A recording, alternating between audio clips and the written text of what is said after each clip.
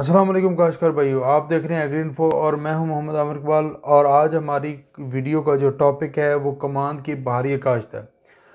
कमांद की बहारी काश्त के हवाले से अगर बात करें तो सबसे पहली जो हमारी बात जहन में आती है वो ये है कि हमें तस्दीक शुदा अक़साम का, मंजूर शुदा अक़साम का बीज, सेहतमंद बीज लेना चाहिए। ऐसे खेत से बीज सेलेक्ट करें जिसमें रत्ता रोग का प्रॉब्लम ना हो, जिसमें बोरर का अटैक ना हो, साफ़ सुथरा पेस खेत हो, बीमारियों से पाक खेत हो, जिस खेत से हम उसका बीज लेके आ रहे हैं। तो कौन कौन सी वैरायटीज़ हम काश्त कर सकते हैं? तो कमांद की काश्त के हवाले से वैरायटियों की पैदावार सलाहियत को देखते हुए और उनकी बीमारियों के ख़िलाफ़ क़ुव्वत मुदाफ़अत को देखते हुए पंजाब भर के लिए चंद वैरायटीज़ मुंतखब की गई हैं और वो रिकमेंडेड वैरायटीज़ हैं पंजाब गवर्नमेंट की तरफ से। तो वो उन वैरायटीज़ को 3 मुख्तलिफ़ हिस्सों में तकसीम किया गया है। कमांद की जो वैरायटी को तकसीम करने का तरीक़ाकार है बाकी फसलों का, जैसे आप देखते हैं कि उनके सोइंग टाइम के हिसाब से उनको अगेती या पछेती या दरमियानी कहा जाता है, लेकिन कमांद की सूरत में ये है कि ये पकने की जो स्टेज है उस हिसाब से इसको तकसीम किया गया है। अगेती पकने वाली अक़साम हैं, उनमें से 5 अक़साम काबिल ज़िक्र हैं। CP 77-400 है, CPF 237 है, HSF 242 है, CPF 250 है, CPF 251 है। तो ये अगेती पकने वाली अक़साम 5 अक़साम हैं और 9 अक़साम ऐसी हैं जो दरमियानी पकने वाली अक़साम हैं। उनमें HSF 240 है, SPF 213 है, CPF 246 है, CPF 247 है, CPF 248 है, CPF 249 है, CPF 253 है और CPSG 2525 और SLSG 1183। ये 9 अक़साम ऐसी हैं जो दरमियानी पकने वाली हैं और एक किस्म ऐसी है छेती पकने के लिए पकने वाली अक़साम है CPF 252। जनूबी पंजाब के तमाम ज़िला के लिए SPF 234 अच्छी है, लेकिन जो इसका दरियाई इलाका है उसके लिए ये मौजू नहीं है, तो वहाँ पे इसको काश्त ना करें। कुछ ऐसी वैरायटीज़ हैं जो दरियाई और दोनों बेल्ट के लिए मौजू हैं। उन वैरायटी की अगर मैं बात करूं तो उनमें सबसे सरफ़हरिस्त है CPF 277-400, CPF 213, ये भी ऐसी वैरायटी है जो तमाम इलाकों में काश्त की जा सकती है। CPF 237 ये भी काश्त की जा सकती है। HSF 240 ये भी काश्त की जा सकती है। CPF 252 और CPF 253। ये जो 5-6 वैरायटीज़ मैंने बताई हैं ये ऐसी वैरायटीज़ हैं जो पंजाब के तमाम अज़ला में आप काश्त कर सकते हैं, चाहे वो इलाके दरियाई बेल्ट वाले हों और या दूसरे हों, तो इनमें आप काश्त कर सकते हैं। तो 3 किस्में थी इसकी, अगेती पकने वाली अक़साम, दरमियानी पकने वाली अक़साम और पछेती पकने वाली अक़साम। इसके बाद अगर हम बात करते हैं इसके बीज के हवाले से, तो इसका जो बीज है वो जैसे मैंने पहले बताया कि सेहतमंद खेत से लें। 100 से 120 मन हमें बीज की रिक्वायरमेंट होती है, हमें चाहिए होता है। अगर हम इसको समों की में बात करें तो वो आँखों के हिसाब से हम समों के डिसाइड करेंगे, 2 आँख वाले सम्मे होंगे या 3 आँख वाले सम्मे होंगे। अगर 2 आँख वाले सम्मे आ गए हैं तो उनको 20,000 हमें सम्मे चाहिए होंगे, और अगर 3 आँख वाले सम्मे हैं तो वो हमारे 15,000 समय भी होंगे, तो हमारा जो है वो टारगेट पूरा हो सकता है। ज़्यादातर आप ज़हन में रखें कि 100 से 120 मन जो हमारा सेहतमंद बीज है कमांद का, वो हम इस्तेमाल करेंगे तो उसको काश्त करेंगे। समों को काटने के बाद आप ज़मीन की तैयारी करें। ज़मीन की तैयारी के वक्त आपने कोशिश करनी है कि एक दफ़ा गहरा हल ज़रूर चलाएं ताकि उसका हार्ड पैन ज़मीन का टूट जाए और इसकी जो गन्ने की जड़ें हैं वो ज़्यादा डीप रूट सिस्टम है, तो ये टैप रूट सिस्टम है, तो ये नीचे जा सकें और जितनी अच्छी जड़ें इसकी जाएंगी उतना अच्छा आपका जो गन्ने का साइज़ और गन्ना बेहतर होगा। तो अब अगली जो बात आती है कि हमने खादें कौन कौन से इस्तेमाल करनी है। तो खादों के हवाले से अगर ज़मीन के 3 हिस्सों में तकसीम किया जाए, अगर ज़रखेज़ ज़मीन है तो उसके लिए आपको 2 बैग DAP और 2 बैग ही SOP की ज़रूरत है। अगर दरमियानी ज़मीन है तो 2.5 बैग DAP हो जाएगी और 2 बैग SOP इसी तरह से रहेगी।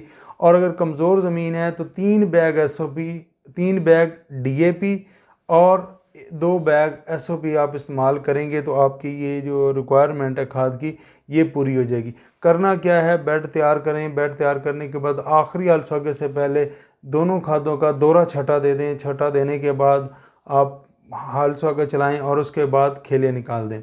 जो आपने खेलियाँ निकालनी है वो 4 फुट के फासले पे लगानी है। तो ये सबसे अहम बात है कमान की काश्त के हवाले से। हमारे काश्तकार अक्सर 2 फुट की फासले पे लगा रहे होते हैं। उनका ख्याल ये होता है कि खेलियाँ हम ज़्यादा फासले पे निकालेंगे तो खेलियों की तादाद कम हो जाएगी तो पौधों की तादाद कम रहेगी। ऐसी कोई बात नहीं है। हमारा काश्तकार 2 फुट पे निकाल रहा होता है, उससे कंजेशन हो जाती है, उसमें एरिएशन नहीं होती, हवा का गुजर सही नहीं होता और हबस होता है। और हबस की वजह से वो कमान की जो पोटेंशियल है वो हम अचीव नहीं कर पाते। तो अगर हम इसको 4 फुट पे ले जाएं तो उसका तरीका मैं आपको बता देता हूँ। 4 फुट के फासले पे आपने खेलें निकालनी है। ये आप देख सकते हैं कि जैसे अगर हम ये 2 उंगलियों के जो डिस्टेंस है इसको 4 फुट तस्वर कर लें तो ये एक लाइन जा रही है और एक ये लाइन जा रही है। ये जो है खेली है इसका जो चौड़ाई है वो 1 फुट होगी और गहराई भी इसकी आपने 1 फुट रखनी है। तो इन 2 खेली जो गहराई आपने रखी है इसमें आपने 2 लाइनें लगानी है समूह की। 2 लाइनें समूह की इस तरह से लगानी है कि जैसे अब ये उंगली आप देख सकते हैं तो ये 2 इस तरह समय आपस में जुड़े हों। तो ये एक लाइन है, उसके अंदर 2 फुट की 1 फुट चौड़ाई की जो लाइन जा रही है उसके अंदर एक इस कॉर्नर पे और एक इस तरफ से 2 लाइनें समूह की लगा दी और समय इस तरह रखने हैं कि उनके सिरे आपस में जुड़े हुए हों। इस तरीके से आप रख के काश करेंगे तो आप अगर अंदाज़ा लगाएं तो 4 फुट के फासले पे हमारी तकरीबन 40 खेलियाँ 1 एकड़ में निकलेंगी। तो हर खेली में हम 2 समय लगा रहे हैं तो 88 है और अगर 2 फुट के फासले पे लगाएं तो वो भी 88 यानी कि 88 ही खेलियां बनेंगी। तो खेलियों की तादाद का कोई ऐसा इशू नहीं है, वो पूरी की पूरी रहेगी। लेकिन इससे क्या होगा कि जो दरमियान में 4 फुट का बेड है वो हवा उसमें से गुजर अच्छा होगा। हाँ, आप अगर चाहें तो 2 से 3 लाइनें उसमें मूंगी की काश्त कर सकते हैं जिससे जो माइक्रोबियल एक्टिविटीज़ जैसे कहते हैं बैक्टीरिया है, नाइट्रोजन फिक्सिंग बैक्टीरिया, वो नाइट्रोजन की जो कमी है उसको पूरा कर सकते हैं, वो उसमें मौजूद होगा। तो उससे भी आपको बेनिफिट होगा और जब उसको मिट्टी लगाएंगे तो आपको उसके काफ़ी ज़्यादा बेनिफिट मिलेंगे। अब इसमें अक्सर जो असल बात है कि हम हर जगह पे आपने देखा होगा कि इसके बीज को आपने दवाई लगाने के बाद आपने काश्त करना है। कहा जाता है कि 5 से 10 मिनट इसको लाजमी आप फंजीसाइड का जो महलूल है उसमें भगो के रखें और उसके बाद काश्त करें। तो ये थोड़ा सा लेबोरियस और टफ़ काम होता है। इसका छोटा सा ट्रिक है, अगर आप उस पर अमल कर लेंगे तो ये आप काम भी आपका लिए आसान हो जाएगा। आपने करना क्या है, एक बड़ी सी तरपाल या शीट लेनी है, तमाम समय जो जितने आप लगाना चाह रहे हैं उसके ऊपर बिछा दें। बिछाने के बाद स्प्रे वाली टैंकी लें, 2.5 ग्राम फी लीटर के हिसाब से उसमें थाइफेनॉल मिथाइल या टॉप्सन जो है मार्केट में मौजूद है वो इसमें ऐड करें और समूह के ऊपर इस तरीके से स्प्रे करें कि तमाम समय तर हो जाएं। एक दफ़ा फिर दोबारा उसको कर दें ताकि कोई कसर ना रह जाए, हर तरफ से समूह के ऊपर वो स्प्रे हो जाए। तो इस तरीके से आपकी जो सीड ट्रीटमेंट है कमांद की वो भी बड़ी आसानी से हो जाएगी। दूसरा हमारा इस अहम मसला ये है कि इसमें बोरर का अटैक होता है। तो बोरर के अटैक के लिए जैसे ही आप समय लगाते जा रहे हो उसके साथ साथ आप फिप्रोनिल का एक बैग लें और उस समूह के ऊपर आप फेंकते जाएं और उसके बाद मट्टी चढ़ा दें। आपने सुहागा नहीं चलाना करना, मट्टी हल्की मट्टी चढ़ानी है और हल्की मट्टी के बाद आपने उसके ऊपर मट्टी दे दें और उसमें फिप्रोनिल ऐड हो जाएगी।